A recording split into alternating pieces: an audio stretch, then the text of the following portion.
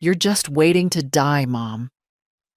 She said it the way people brush crumbs off a table, carelessly, irritated, without realizing they've swept away something that mattered. I didn't answer. At 76, you learn that silence can be sturdier than any shouted reply. But the words settled inside me, heavy as a stone dropped into a well, and the echo didn't end even after Melissa slammed the door and hurried down the hallway of my apartment building, though neither she nor anyone else ever said it that way. I stayed at the kitchen table a long time. My tea had grown cold, but age teaches you not to waste things, even moments like this. The apartment was quiet, too quiet, as if the walls themselves were holding their breath, waiting for me to break. I didn't. Grief has lived with me so long it knows its place. One chair away, not touching, not gone.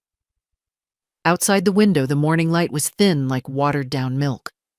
The apple tree in the courtyard had lost most of its leaves. I watched them circle the ground slowly. Everything falls eventually, but not all things vanish. Some settle, take root, and rise again when no one expects it. My joints ached when I stood, but pain has become an old companion. I moved slowly, straightening the tablecloth Melissa had pulled when she pushed her plate away. She'd barely eaten. She never did, when she came here to check on me, which usually meant instructing me. Sell this, move there, stop being an inconvenience to her tidy life.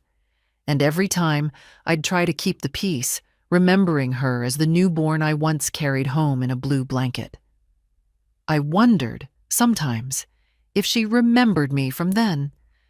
The woman who loved her more than breath, who worked 2 jobs so she could go to college, who skipped dinners so the child could have seconds. Apparently, she remembered something else entirely. I walked down the narrow hallway, touching the faded wallpaper. The building used to smell of fresh paint and lemon polish. Now it smelled of old carpets and the exhaustion of families living too close to each other. My late husband, Samuel, always said people don't grow distant. They simply stop looking in the same direction. Maybe that's why Melissa and I drifted so far that now, when she looked at me, she saw a burden, a ticking clock, something to be stored away for later disposal. In the living room, I paused beside the mantel. Photographs stood there like stubborn witnesses. Melissa at 12 holding a violin, Melissa at 18 in her prom dress, Melissa at 22 graduating with honors. In all of them, she was smiling. In all of them, I was standing somewhere nearby. There weren't many pictures of us together in recent years. She always said she didn't like how I looked older in photos. A silly reason, but it cut deeper than she knew. My hand trembled slightly as I lifted Samuel's picture. He would have known what to say today. He always did. "Don't let them shrink you, Ellie," he'd murmur, half smiling. "You're stronger than they remember." I set the frame back carefully. I didn't feel strong.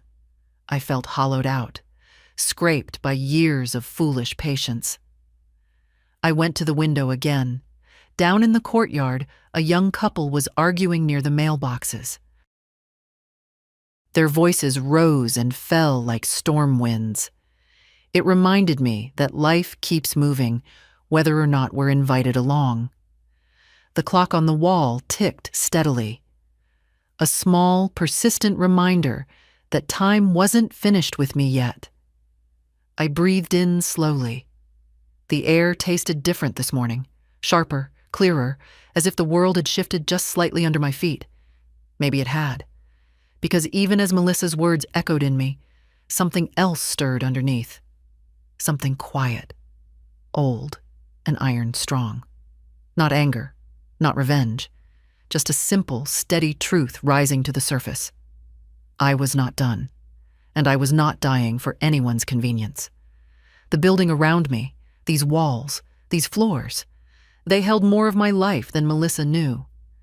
And tomorrow, when she returned, thinking I'd retreat into silence again, she'd learn just how wrong she was.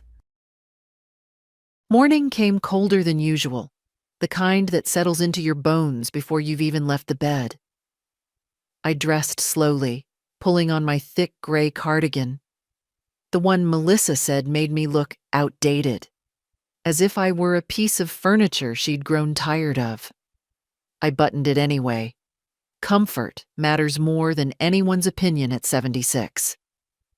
I stepped into the hallway and locked my door. The metal clicked sharply, echoing down the long corridor of the building. Tenants were already moving about. Rushed footsteps, distant voices, the scent of burnt toast drifting from someone's cracked door. This building had always felt like a living organism. Breathing, murmuring, complaining. I knew every sound it made. On the ground floor, the old elevator groaned open. Inside stood Mr. Carson, a widower from the third floor. His thin jacket was pulled tight, and he gave me a polite nod. "Morning, Mrs. Hayes." "Morning," I answered, stepping in beside him. He fiddled with the envelope in his hand before sighing. "Rent's going up again. Got the notice yesterday." He chuckled without humor. "Feels like this building is squeezing the life out of us." I kept my eyes on the elevator doors. "I'm sorry to hear that." He shook his head. "Doesn't matter. Whoever owns the place is bleeding us dry." Then he added softer, "Wish they'd think about the people who've lived here for decades." The elevator chimed, and he stepped out. I didn't correct him. I never did. Outside, the wind cut through my sleeves, but the crisp air woke something inside me. I walked to the pharmacy 2 blocks away. The clerk behind the counter barely glanced up when I approached. "Name?" he asked flatly. "Hayes." He typed without looking at me, chewing loudly on gum. "Insurance didn't approve your refill again. You'll need to call them." I nodded. It was always this way. Inconveniences that accumulated until one felt uncounted. I had the money to pay outright, but Melissa insisted on managing my finances since I'm too trusting with numbers. I almost smiled at the irony. Trust had never been the problem between us. Misuse of it, that was another matter. When I stepped back onto the sidewalk, the city felt busier than usual. People dodged around me as though old age were contagious. I walked slowly, letting them pass, letting their urgency trail behind them like smoke. My next stop was the post office. A thin line of customers stretched toward the counter. I took my place and waited, feeling the weight of my years only because no one else seemed to notice them. Ahead of me in line stood a young mother juggling a stroller, packages, and a toddler tugging at her sleeve. The boy dropped his toy car, and it rolled toward my feet. I picked it up carefully and handed it to him. He smiled, a small, genuine thing, warm as morning sunlight. His mother nodded gratefully. "Thank you." "You're welcome," I said, and for a moment the world felt less sharp. But outside, as I headed home, the feeling faded. A group of teenagers rushed past me, laughing loudly. One bumped my shoulder and didn't bother to apologize. I steadied myself on a lamppost. It wasn't malice. It was that I was invisible. Back at the entrance of the building, I paused when I saw our property manager, Jacob Finch, standing by the mailboxes with a clipboard. He looked up, startled, then forced a professional smile. "Oh, Mrs. Hayes didn't see you there." Of course he hadn't. "Morning," I said. He flipped a page quickly, as if hiding something. "Just checking units for next month's notices." "Another increase?" He laughed awkwardly.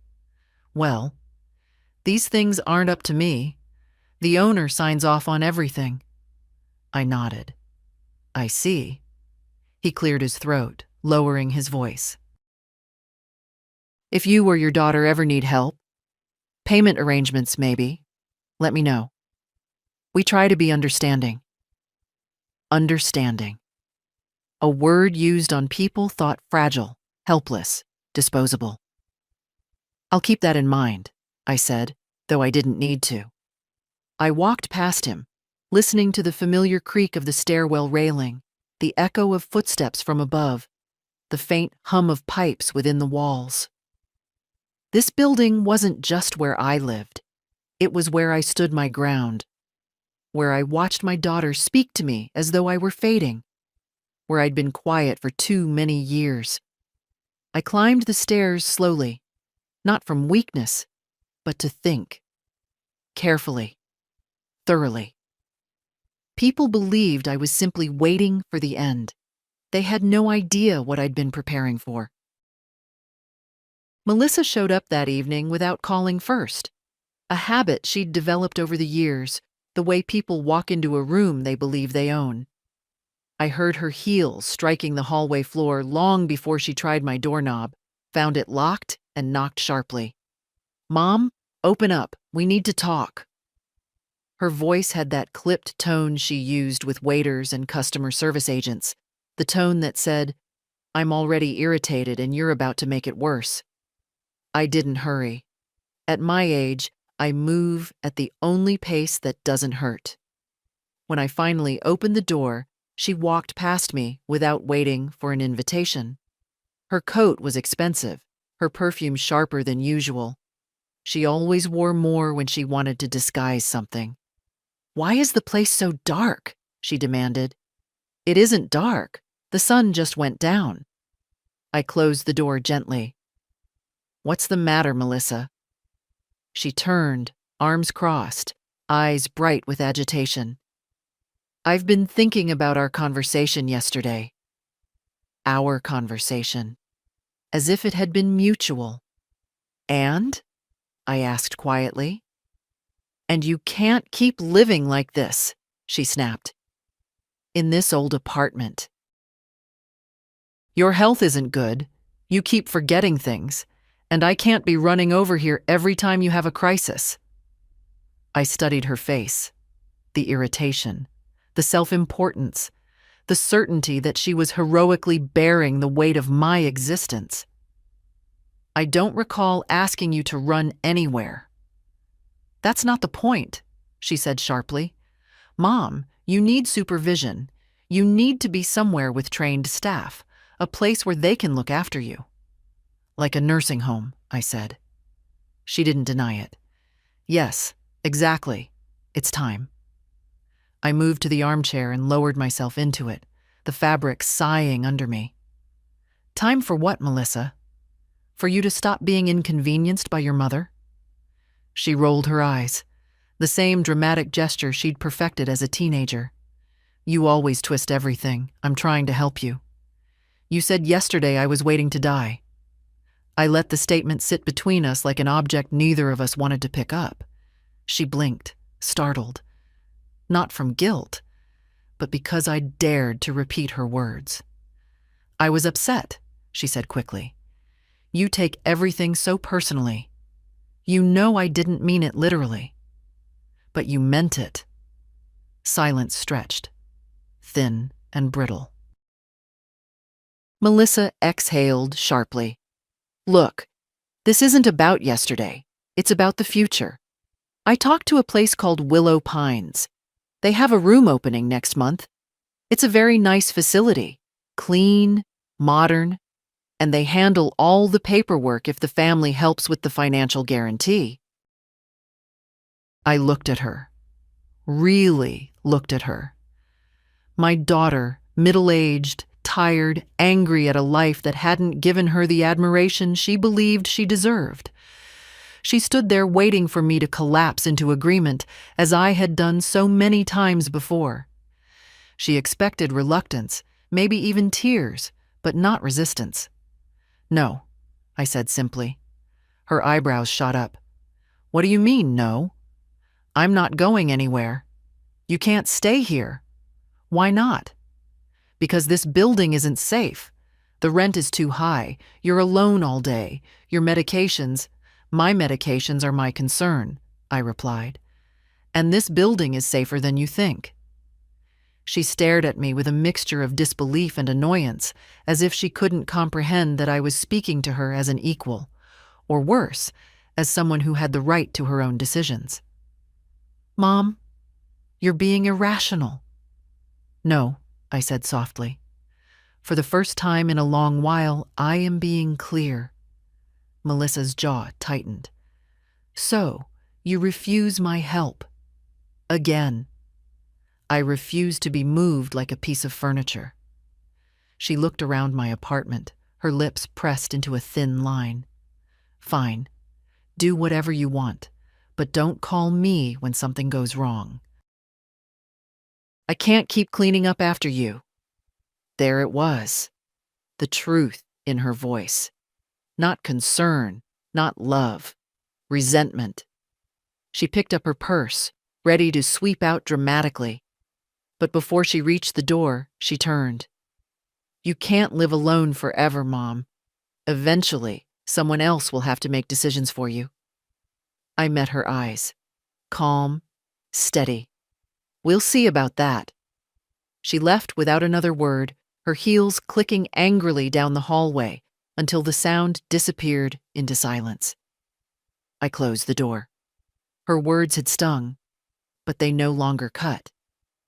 Something inside me was shifting, slowly but unmistakably. The years of swallowing pain, of keeping peace at the expense of myself, were ending. And Melissa didn't even notice, but she would. Soon enough. The next morning, I woke with a dull ache behind my eyes, the kind that comes from thinking too much, not sleeping too little. Melissa's visit had unsettled me, but not in the usual way. I wasn't trembling or shrinking inward or rearranging myself to avoid upsetting her further.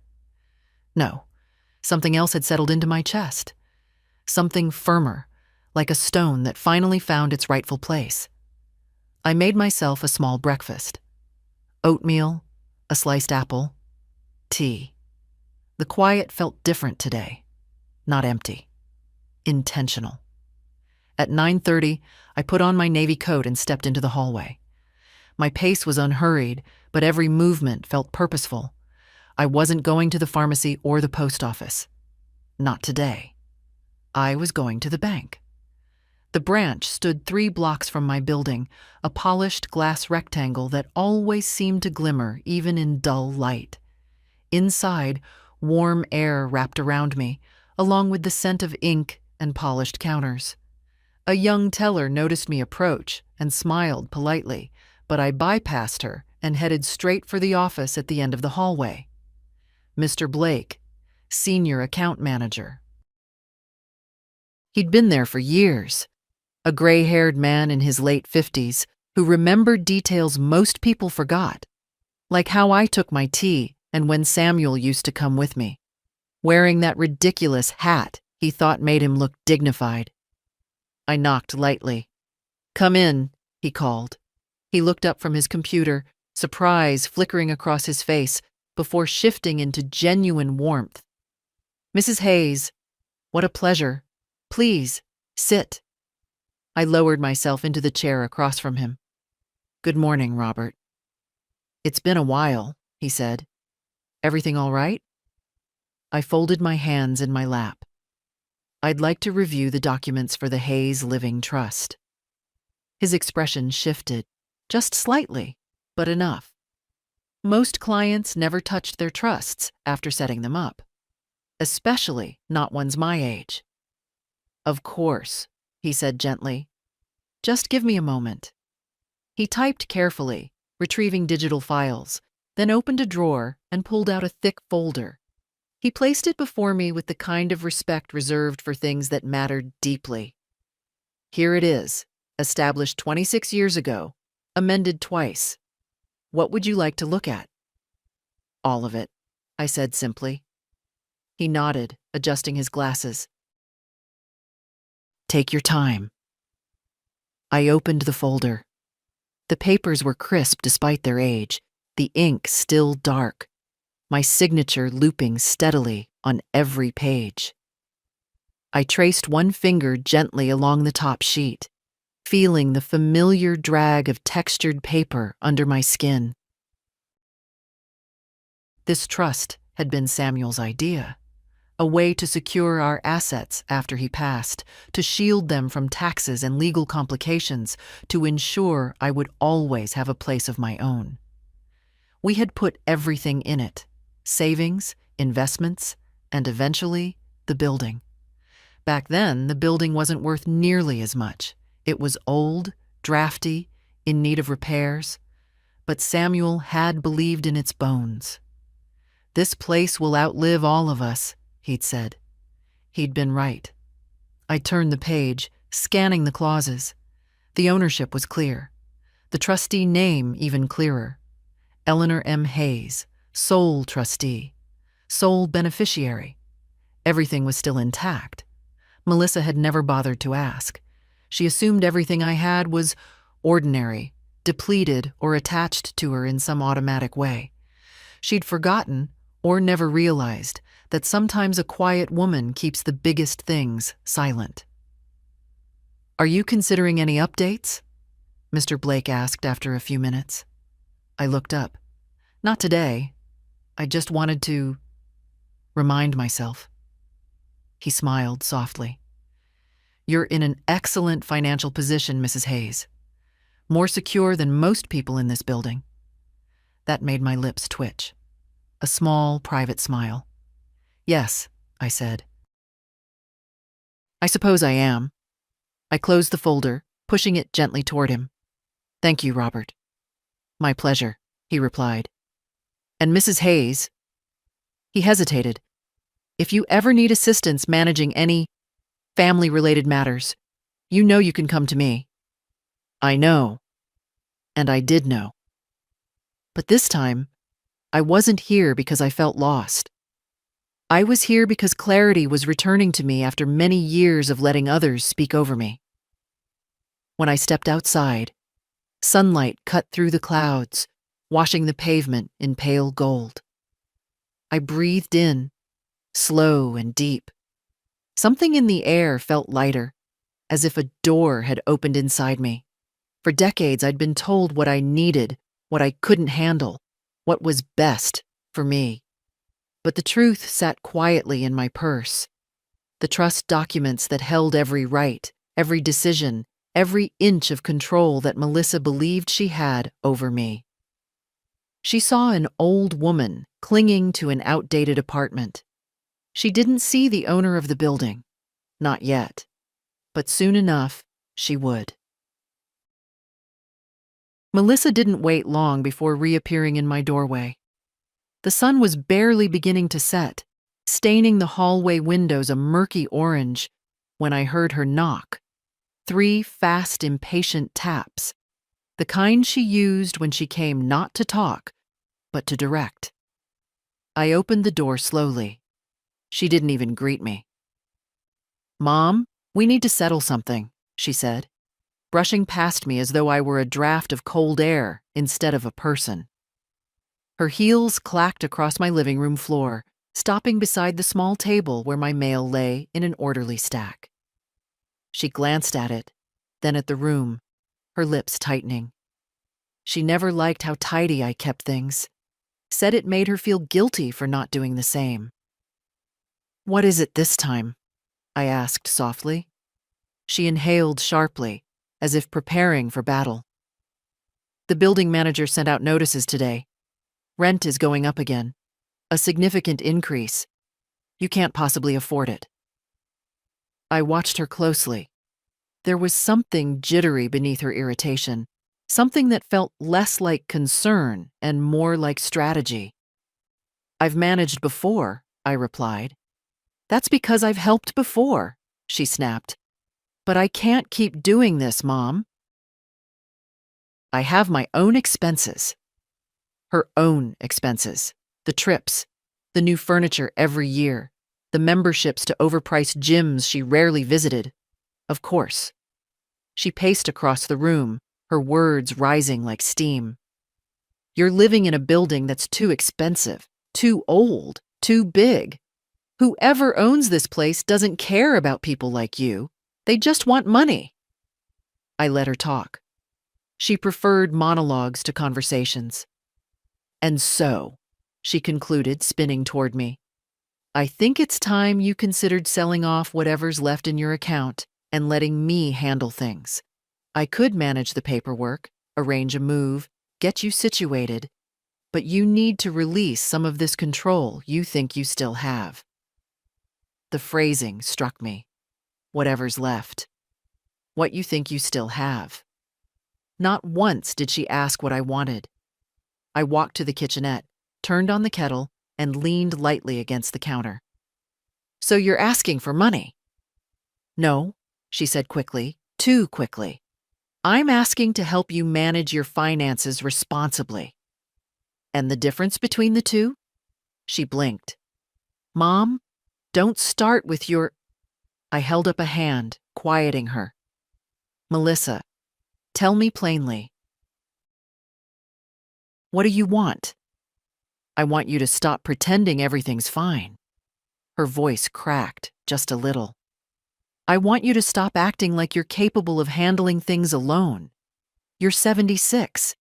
You forget appointments. You misplace bills. You get confused. I met her eyes then. Really, met them. No, Melissa. I don't get confused. I just stopped correcting you. She froze. The kettle clicked off behind me. I didn't rush to pour the water. I let the silence expand, fill the room, settle into the spaces she never let silence exist. Do you think I don't notice what you ask for? I continued quietly. The things you hint at. The repairs you say you can't afford. The emergencies that come at the exact moment you want something new. That's not fair, she muttered. It's accurate, I corrected. She swallowed hard, composure slipping. Mom, I'm trying. I am. But it's hard. And this rent increase is not your concern. Her head jerked up. Shock flashed across her features. Melissa had grown so used to speaking over me that hearing a boundary must have sounded like a foreign language. Not my concern, she repeated. That's right. She let out a short, disbelieving laugh. Unbelievable. So what, you'll just pay it? Out of thin air? If necessary. And when you run out? She stepped closer, her voice rising. When you can't afford your medication or groceries because you're too proud to let your daughter help you? I looked at her, feeling something inside me settle, like dust in a room finally still. I'm not too proud, I said. I'm too aware. Her frustration sparked again. Aware of what? Aware that help from you always comes with a cost. She clenched her jaw. I can't believe you think so little of me. No, I murmured. I've thought too much of you for too long. Her face flushed. Whether from anger or shame, I couldn't tell. Maybe she couldn't either. She grabbed her purse abruptly. Fine. If you want to live in denial, be my guest. Just don't expect me to fix things when it all collapses. I opened the door for her. Good night, Melissa. She stormed out, her heels stabbing the floor with every step. The sound echoed long after she disappeared down the hallway. When the silence finally settled, I poured myself a cup of tea. My hands were steady. I wasn't shaken by her anger anymore, because now I knew exactly where I stood. And soon, she would know exactly where she stood as well. I didn't sleep much that night, but not because of worry. My mind was too clear, too awake, as if all the noise that had filled it for the past decade had finally quieted enough for me to hear myself think. A strange feeling for a woman who'd spent years buried under other people's needs. By morning, the decision that had been circling inside me finally settled into place. I dressed in a soft beige sweater and dark slacks, brushed my hair the way Samuel used to like, and left the apartment with a steady step. Today was not for errands, not for Melissa, not even for myself, really. Today was for setting things straight. The law office sat on a quiet corner 2 blocks from the river, a small, dignified building with dark wooden doors and brass handles. I'd walked past it countless times, but hadn't entered in years. The last time I was there was to finalize the trust after Samuel's passing. That day, the walls felt too high, the air too thick. Today, everything felt appropriately sized. Inside, the receptionist, a young woman with timid eyes and firm posture, looked up. "Good morning. Do you have an appointment?" "No," I said softly, "but I'm hoping Mr. Renwick can see me?" Her eyes widened slightly. "Renwick wasn't a man you requested without reason. Let me check." While she disappeared through a back door, I stood still, listening to the muffled sounds of conversations behind the walls. Legal battles. Estate planning. Contracts being reshaped. It struck me that most people came here to guard what they feared losing. I had come here to reclaim what I had quietly held all along. The receptionist returned. "He'll see you now, Mrs. Hayes." Mr. Charles Renwick rose when I entered his office. He was in his early 60s, a composed man with a silver beard and eyes that missed little. "Eleanor," he said, extending his hand warmly. "It's been a long time." "Too long," I agreed as we sat down. He studied me with a faint, knowing smile. "What brings you in today?" I hesitated only long enough to gather my breath. "I'd like to make changes to my trust. And my will." His expression didn't change, but something sharpened in his gaze, an unspoken acknowledgement that such requests rarely came without a story. "Very well," he said gently. "What sort of changes are you considering?" I folded my hands in my lap, feeling the texture of my sweater beneath my fingertips. "I want to remove my daughter, Melissa, from any inheritance provision. Completely." He didn't flinch. Lawyers hear worse, but he leaned forward slightly. "Is this a sudden decision?" "No," I answered. "It's a long overdue one." "And who would replace her as beneficiary of the residual estate?" "My grandson," I said quietly. "Noah. He's the only one who visits because he wants to, not because he expects something." Renwick nodded thoughtfully. "Noah Hayes. I remember him coming here when he was small, well-mannered boy." "He still is," I murmured. "And he sees me, not as an obligation, as a person." Renwick took notes. "And regarding the building, do you wish to keep its ownership structure the same?" "Yes," I said. "The trust retains ownership. But I want to add stipulations. After my passing, Noah becomes successor trustee and beneficiary. Melissa has no access, no authority, and no claim." He wrote quickly now, the scratch of his pen steady and certain. I exhaled slowly, surprised at the calmness in my chest. I wasn't trembling. I wasn't unsure. I wasn't even sad. It felt right. Renwick looked up after a moment. "Eleanor, these are firm decisions. Once signed, reversing them is not simple. I don't want to reverse them." He studied me a long moment, then nodded. "Very well. I'll prepare the documents. We can sign everything later this afternoon, if that works for you." "It does." He closed his notebook, but didn't end the meeting. "One more question, if I may." "Yes?" "Is your daughter expecting access to your assets?" I let out a slow breath. "She expects control over them, over me, by extension." His eyes softened.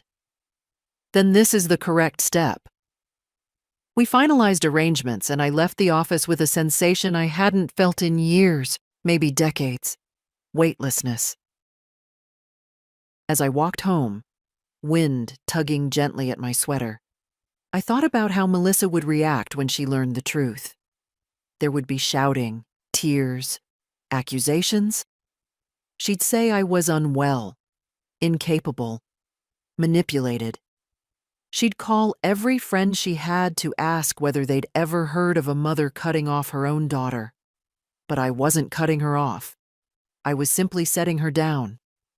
There's a difference. When I reached the door to my apartment, I saw Noah sitting on the floor beside it, knees drawn up, backpack at his side. His face lit up when he saw me. "Grandma, I was worried. You didn't answer your phone." I smiled, unlocking the door. "Come inside, sweetheart." As he followed me in, I realized something quietly, profoundly. He was the only one who knocked on my door without expecting anything. And that, more than anything I owned, deserved protection. Noah followed me into the apartment with that gentle caution young people use around the elderly, as if one wrong movement might unbalance us. I didn't mind. His care was the kind that came from affection, not duty. A rare thing these days. He set his backpack down by the sofa. "Grandma, you sure you're okay? Mom's been acting strange since yesterday. She slammed a door so hard this morning she woke up the neighbor's dog." I almost smiled. Melissa had always believed volume equaled power. "I'm fine, sweetheart," I said, hanging my coat. "Sit with me a moment." We settled at the kitchen table. He took the chair Samuel used to sit in, though I never told him that. Some things you let happen because they feel right. Noah watched me carefully. He had his mother's sharp eyes, but none of her sharpness. "She said you two argued." "Your mother and I have many conversations," I answered. "Some louder than others."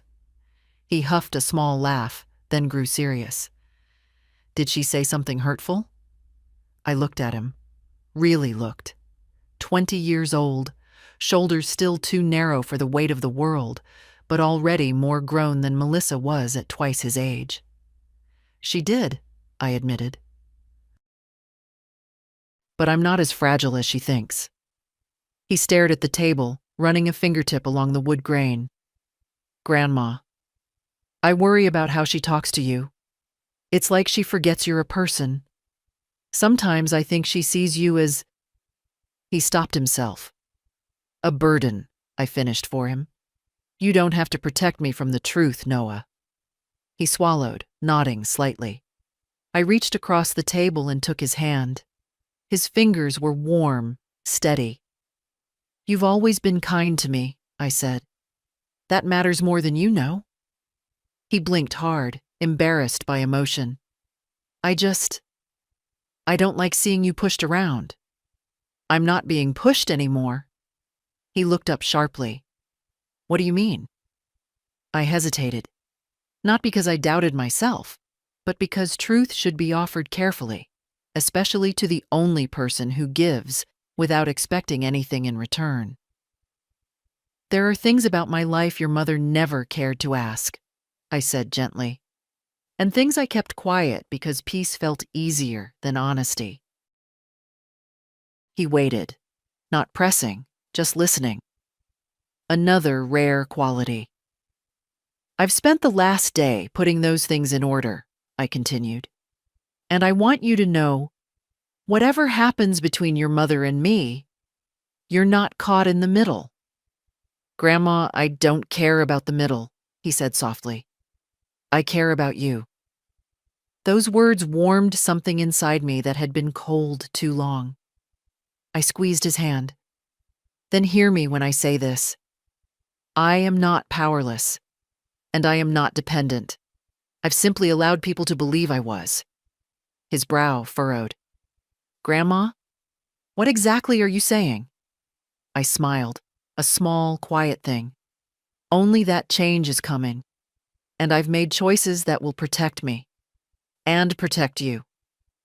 His eyes widened slightly. Me? Yes. I released his hand and stood, moving to the window. Outside, the fading daylight drew long shadows across the courtyard. You've shown me more loyalty in your short life than most people manage in their entire adulthood. I won't forget that. He rose slowly from his chair. Does Mom know about these choices? Not yet. And when she finds out? I exhaled, watching a couple in the courtyard argue over a grocery bag splitting open. People always seem to be rushing through life, tripping over their own urgency. When she finds out, I said calmly, she'll finally understand something she should have known a long time ago. What's that? I turned from the window and met his gaze, the same steady blue Samuel once had. That I am not waiting for anyone to decide how my life should end. I am deciding how it should continue. He looked at me with a mixture of admiration and something else. Something like relief. As if he'd been afraid I would break, but now saw steel where he expected weakness. Grandma, he said quietly, I'm proud of you. The words settled over me like a warm shawl. For the first time in years, I felt not just seen, but respected. And that was only the beginning. Noah left shortly after sunset, promising to come by the next day. The apartment felt quieter than usual when the door closed behind him. Not empty, just steady, like a deep breath held at the top of the lungs. I washed our 2 teacups, dried them carefully, and placed them back on the shelf. Such small rituals, but they make a life feel lived. I had just settled into my armchair with a blanket when the doorbell rang. Not a knock, a bell. Firm, purposeful. Melissa's way of announcing she was here to evaluate, not visit. I opened the door to find a woman standing beside her, a stranger holding a clipboard, wearing a neat blazer and a brittle smile. Melissa folded her arms triumphantly. Mom, this is Ms. Carter, she said. She's with Adult Wellness Services. She'll be doing a quick assessment. Assessment. The words slithered into my hallway like an unwelcome draft. I stepped aside, slowly. Melissa, what have you done? She breezed past me, the stranger in tow. Nothing dramatic. I just scheduled a standard evaluation to make sure you're still functioning safely on your own. You've been forgetful and difficult lately, so I thought... You thought you'd have me certified incompetent, I finished for her. Her eyes flashed. She hadn't expected me to say it aloud. That's not what this is, she insisted. This is for your own safety, Mom. Ms. Carter clasped her hands politely. Mrs. Hayes, if we could sit down for a moment, I'd like to ask you a few questions. No, I said. Both women froze. No? Melissa repeated, her voice pitching high. Mom, you don't get to refuse. I do, I said calmly. I am not obligated to participate in an evaluation I did not consent to, requested under false pretenses by someone who's angry I set boundaries. Ms. Carter blinked, clearly thrown off. Assessors expect confusion, defensiveness, rarely composure. Mrs. Hayes, she tried again, gentler this time. This is only to ensure your well-being. I looked her in the eye. My well-being is for me to ensure, not my daughter, not the state. A long silence followed. Melissa looked from me to the social worker, disbelief cracking her polished expression. She's manipulating you, she hissed. She's always been good at pretending she's fine when she isn't. Ms.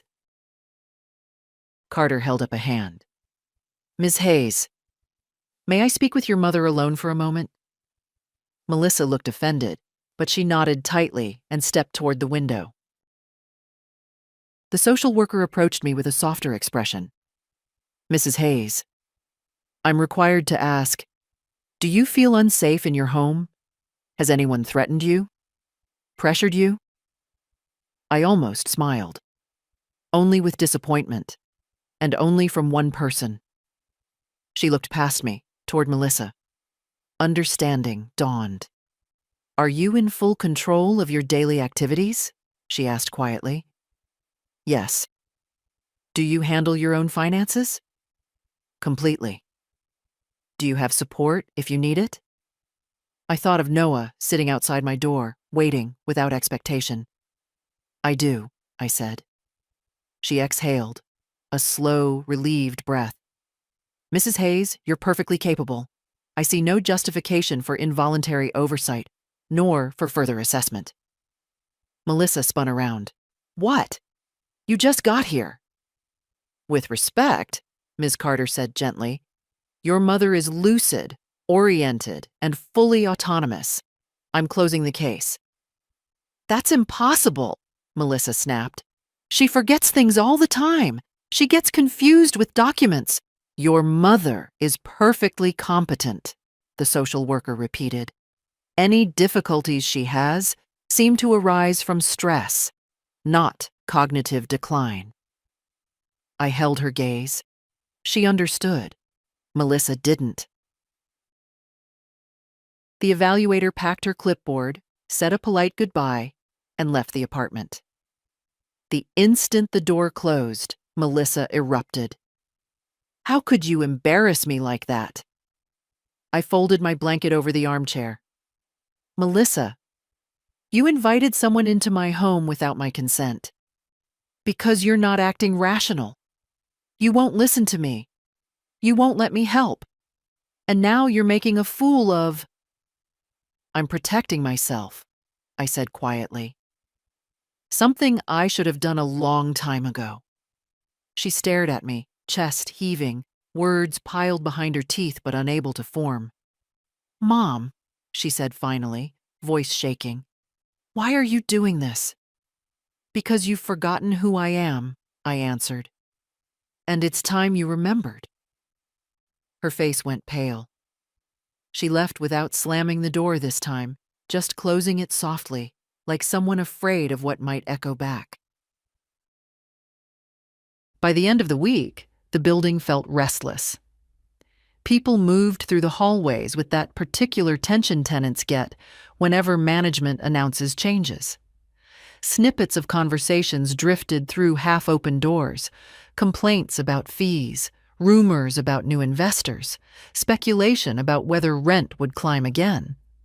I listened quietly. People spoke more freely when they believed no one important was listening. Late Friday afternoon, a printed notice appeared near the mailboxes. Mandatory tenant meeting. Saturday, 6 p.m. Topic: rental adjustments and building policy. Updates. A crowd gathered instantly, buzzing with irritation. Mr. Carson shook his head, muttering, They raise rent every 6 months now. Whoever owns this building must think we all have money flowing out of our ears. Behind him, a young woman added, They don't care if we starve as long as we pay on time. No one noticed me standing by the bulletin board, folding the corner of the notice between 2 fingers. No one would have guessed the truth. Upstairs, I boiled water for tea and sat by the window, watching the courtyard fill with the early silhouettes of evening. Lights flickered on in other units. People settling in, unaware that the meeting tomorrow would reveal much more than they expected. The next day arrived cold and windless. At precisely 6, the meeting room on the ground floor filled with tenants, families, retirees, young professionals, all carrying a quiet dread. The building manager, Jacob Finch, stood at the front with a stack of folders and a nervous smile. Melissa slipped in moments later, breathless. She scanned the room, spotted me in a back corner, and stiffened. She hadn't known I was attending. Good. Jacob cleared his throat. Thank you all for coming. As you know, the building's ownership has recently approved new policies. Ownership, someone from the crowd interrupted. Who is the owner? We've been asking for years.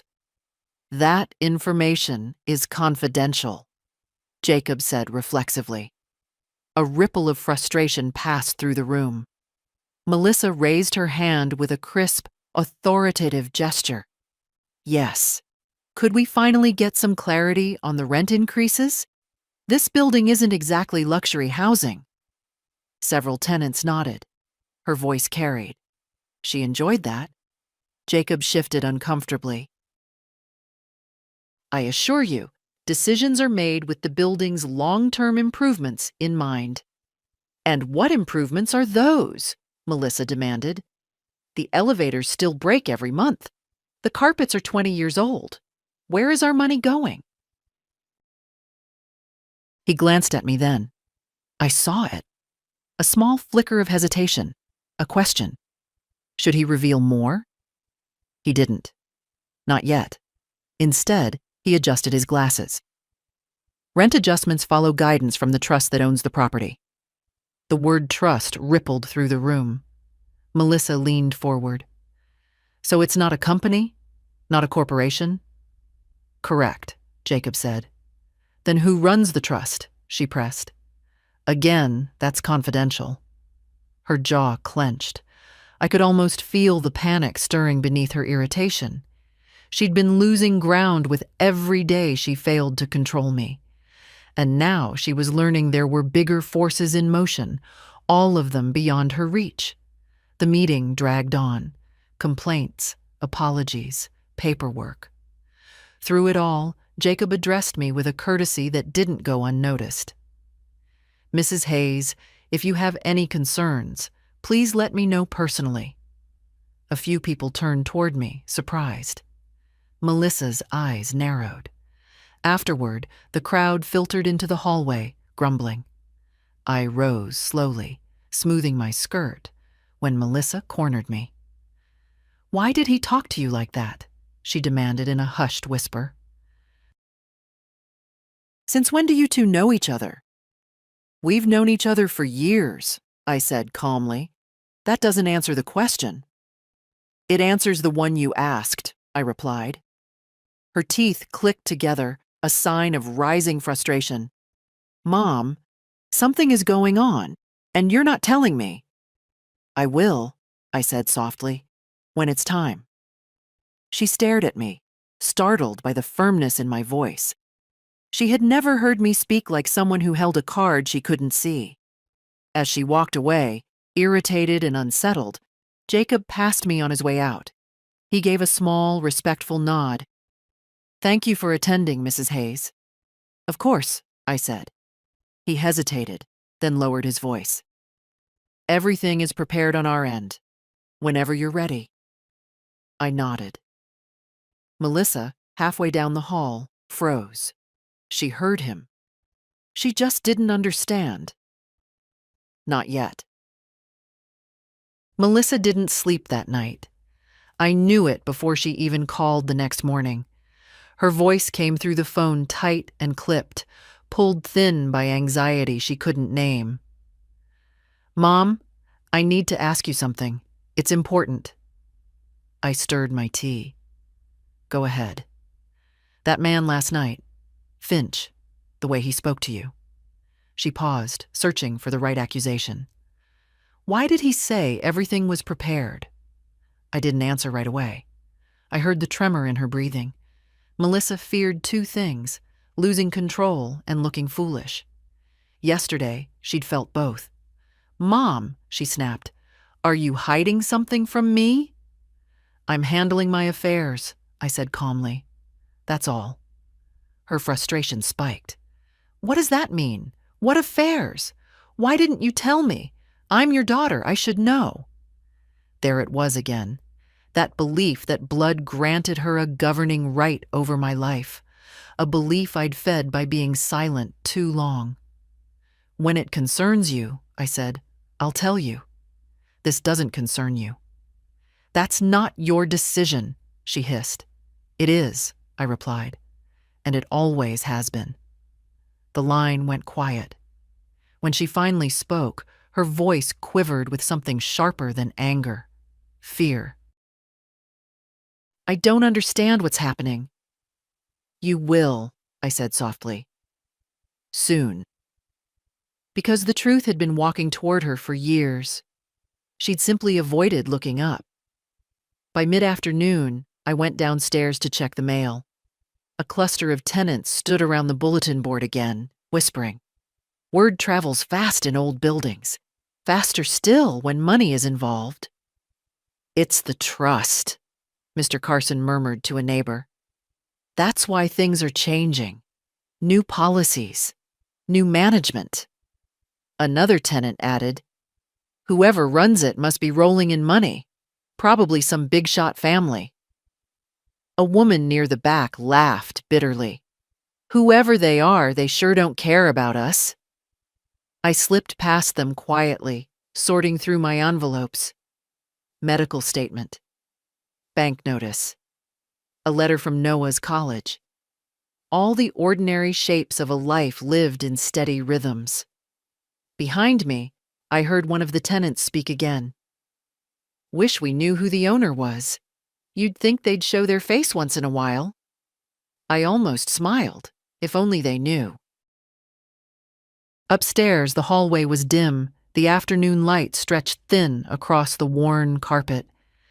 I reached my door when footsteps approached fast from behind. Mom? Melissa. She'd come straight from work, still in her blazer, still tense around the mouth, as if the day had been chewing on her. Can we talk? She asked, not waiting for an answer. She stepped past me into the apartment. Her eyes darted around the room, searching for clues.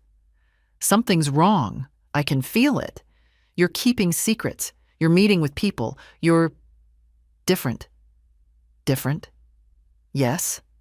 But only because she'd grown used to a version of me that bowed. She turned back to me, her voice quieter now, more fragile. Mom? Do you owe money? Are you in trouble?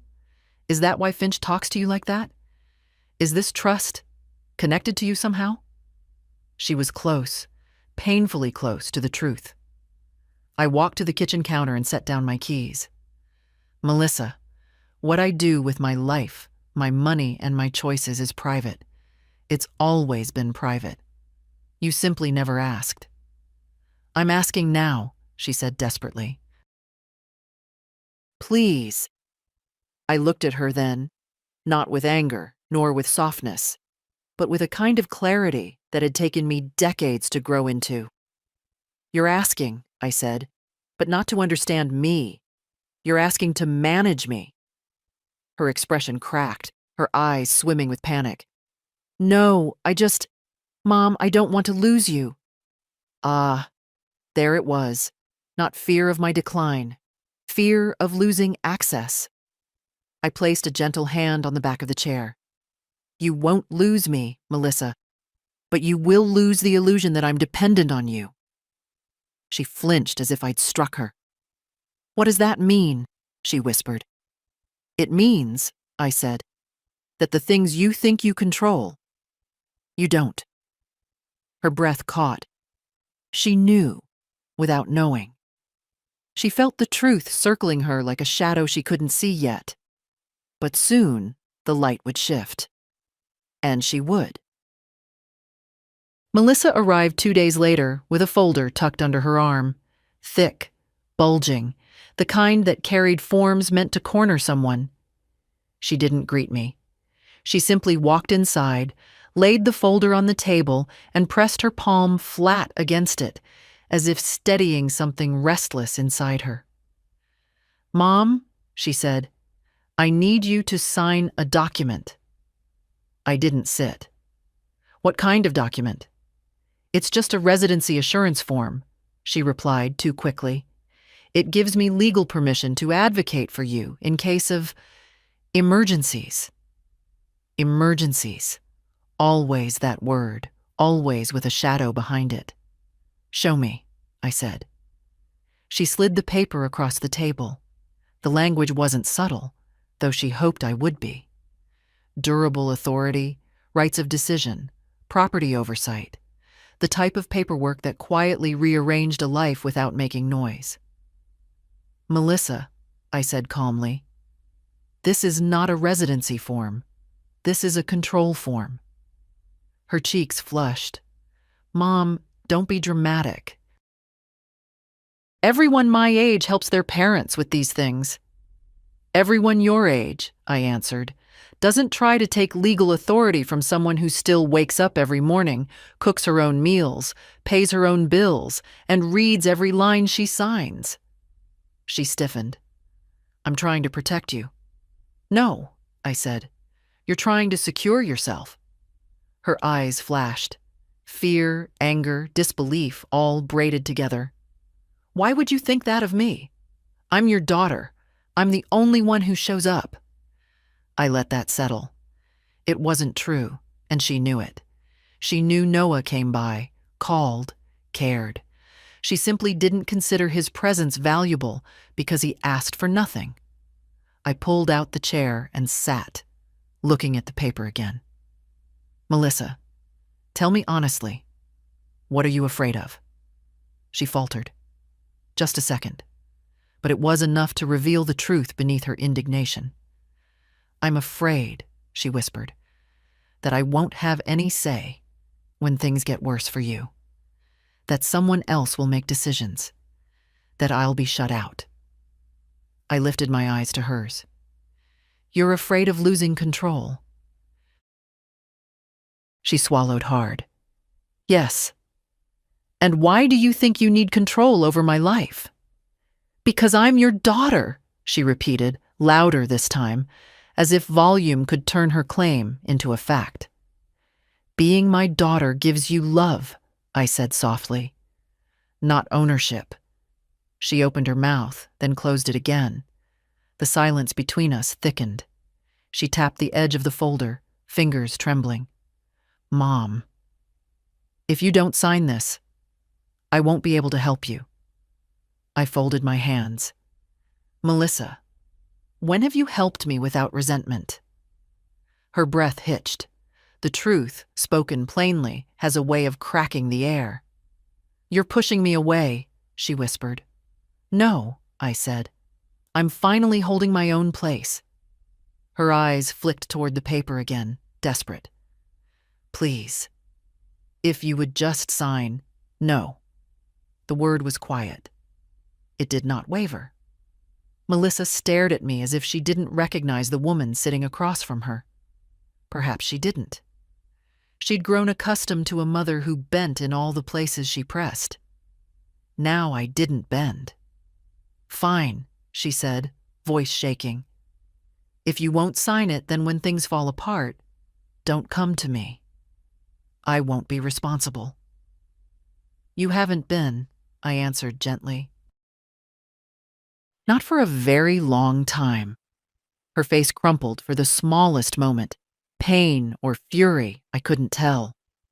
Then she straightened, gathering her folder, her movements sharp and trembling. "This isn't over," she said. "It is," I replied. "You just don't know it yet." She left without looking back. The door clicked shut.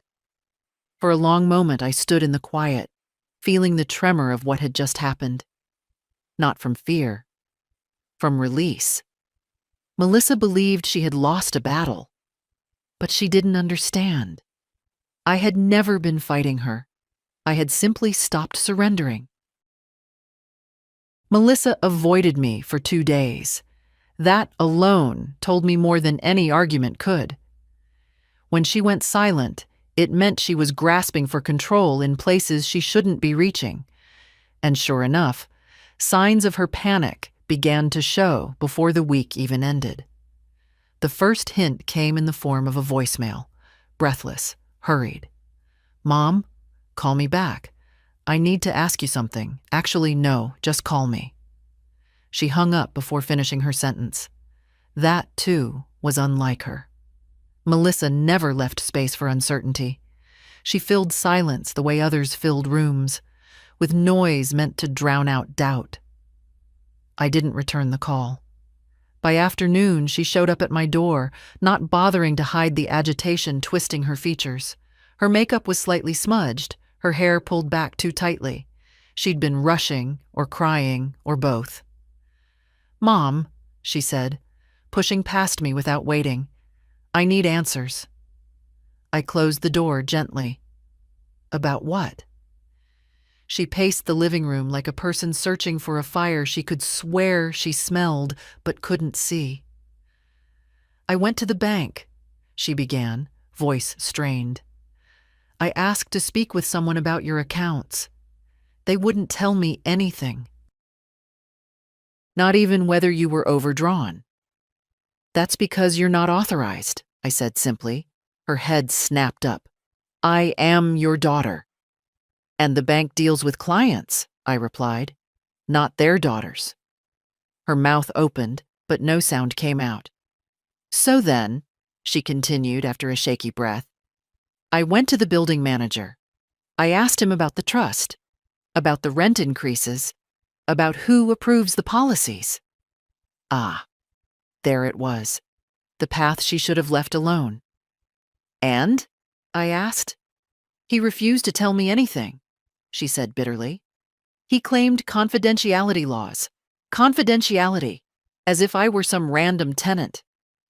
"But you are a tenant," I reminded her. Her face reddened. "Mom, stop talking in riddles. I know something is going on. I know you know more than you're saying." I sat at the table and folded my hands. "Melissa, what is it you fear you'll discover?" She hesitated. This time, the pause wasn't dramatic. It was revealing. "Finally," she said, "that I'm being excluded." The words dropped slowly, as though dragged out of her. "That I'm losing influence. That you're making decisions without me." I nodded. "I am." She blinked, stunned by the lack of resistance. "Why? Why would you do that? I'm your only child." "Being my child," I said quietly, "doesn't entitle you to ownership of my life." Her fingers curled into fists, nails digging into her palms. "So the trust, it is connected to you, isn't it? Is that why Finch speaks to you with respect? Is that why he looked nervous when I questioned him?" Her voice trembled now, thin with dread. She wasn't ready for the truth, but it was coming for her all the same. Her breathing quickened. "Mom, do you own something? Do you have money, property, assets, things you never told me about?" I let the silence stretch, not cruelly, but intentionally. Melissa had spent a lifetime talking over quiet truths. If she wanted this answer, she needed to sit with its weight. "I have lived for many years," I finally said, "and in those years, I have built things, protected things, preserved things." She stared at me, jaw slack.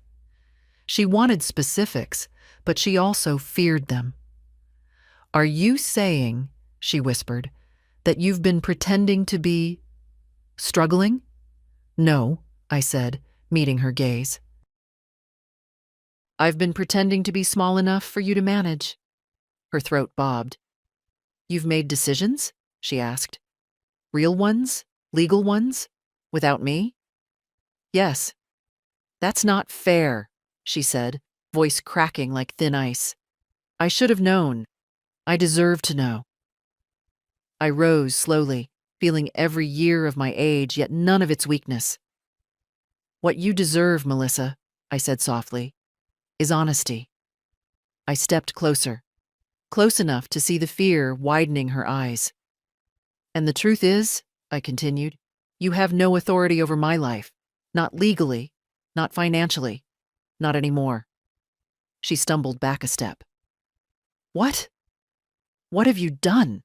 she breathed. But it wasn't a question. It was a realization. And she was only beginning to understand how much she never knew. Melissa left my apartment that afternoon with a look I hadn't seen on her face since she was a child. Something between fear and disbelief. the expression of someone who suddenly realizes the ground beneath them isn't solid. I didn't follow her to the door. I didn't speak another word. She needed the silence more than she needed answers. People often think truth is delivered in shouts, but sometimes it arrives like a quiet draft under a door, undeniable, cold, and impossible to unfeel. The next 3 days told me exactly how shaken she was. She didn't visit, she didn't call, but the building whispered on her behalf. Tenants stopped me in the hallway, puzzled. "Mrs. Hayes, your daughter was asking about emergency contacts. Should we be concerned?" "She asked if I'd noticed you slipping," another said. "I told her you seemed sharper than the rest of us." Someone else added, "She cornered Finch in the lobby for 20 minutes. Poor man looked ready to faint." By the 4th day, even the elevator seemed to sense the tension, creaking louder whenever Melissa stepped inside, as if protesting her impatience. She was digging, hard, and much closer to the truth than she realized. By late afternoon, I heard her footsteps approaching my door, hurried, uneven. She didn't knock politely this time. She hammered her fist against the wood. "Mom, open the door." I did. She stormed in like wind through an open window, scattered, breathless, visibly shaken. She didn't sit. She didn't greet me. She went straight to the center of the room and spun to face me. I found the trust. The room went still. I didn't feign surprise. There was no point. Her hands trembled as she held up a printout, blurred from being folded and unfolded too many times. "I couldn't see the details," she went on, voice cracking, "but I saw enough. It's registered under a private trustee. The address is this building, Mom, this building." She pressed the papers against her chest. "And Finch, he all but admitted the owner lives here." Her breathing hitched. "It's you, isn't it?" I didn't answer. Silence, I'd learned, can be a confession more powerful than words. Her face twisted. Anger, fear, humiliation, all tangled together. "How long?" she demanded. "How long have you been hiding this from me?" "Years," I answered softly. She staggered back a step, as if the truth had weight.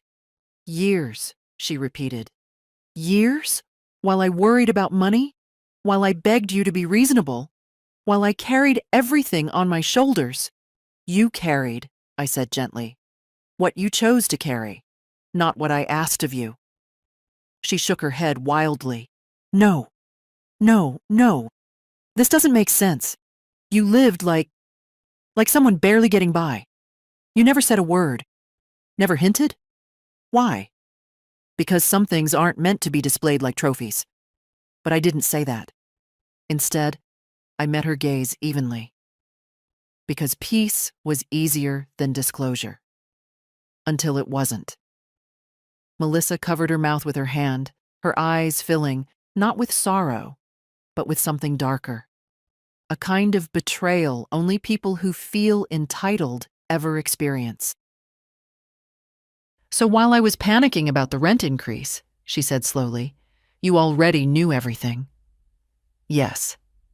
And while everyone else is terrified of being priced out of their homes, I have plans in place," I said, cutting gently but firmly, "that protect those who need protection." Her eyes widened. "Plans? Without me?" I held her gaze. "Especially without you." Her breath came in sharp bursts. "Mom, you can't just cut me out." "I haven't cut you out of my life," I said. "Only out of my decisions." She fell silent. Completely. Her shoulders shook once, then stilled. Finally, in a hoarse whisper, she said, "What did you do?" And I answered with the truth she had been circling all week. "I took back what was mine.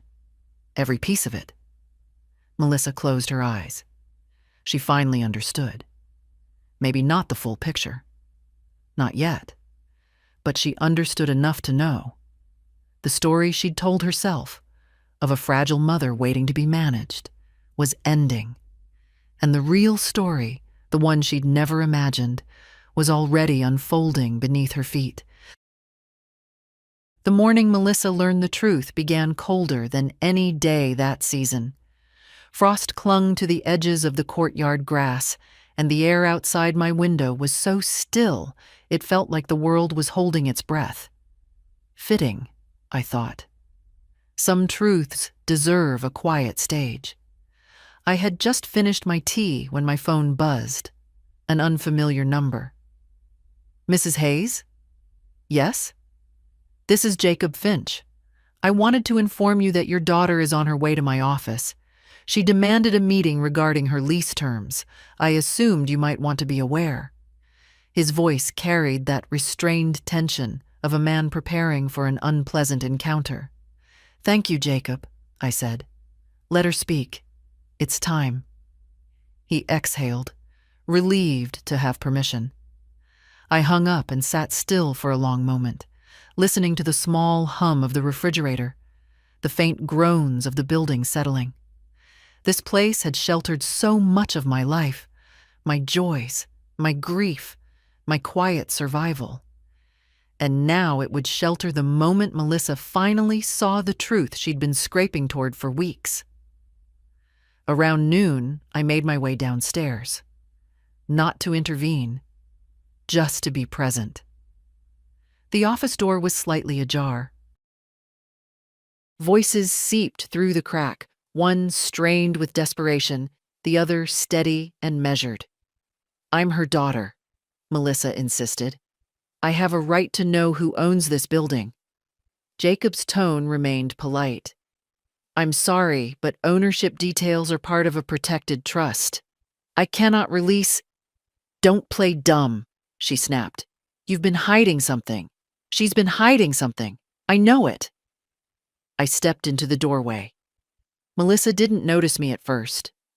She was gripping the arms of the tenant chair, leaning forward as if trying to force information out of the air. Ms. Hayes, Jacob began carefully, your lease renewal will be sent next week. If affordability is a concern— A concern? She barked a bitter laugh. My mother is losing her mind. My finances are a mess, and now you expect me to swallow another rent increase? Why won't anyone tell me who owns this damn place? Jacob straightened in his chair. His eyes flicked toward me, just for a heartbeat. He took that breath professionals take before revealing something delicate. Ms. Hayes, he said slowly, your landlord is not a company. Melissa frowned.